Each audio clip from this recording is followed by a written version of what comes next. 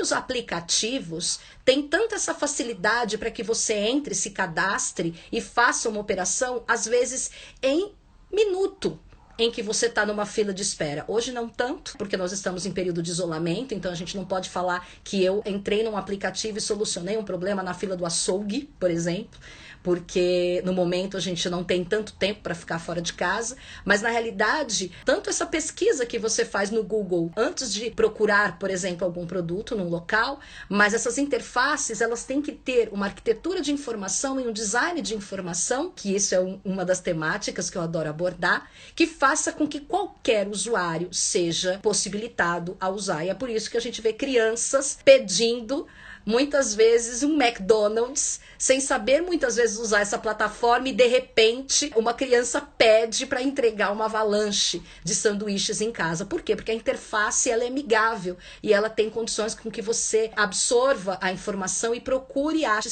seu intuito quanto antes, em minutos.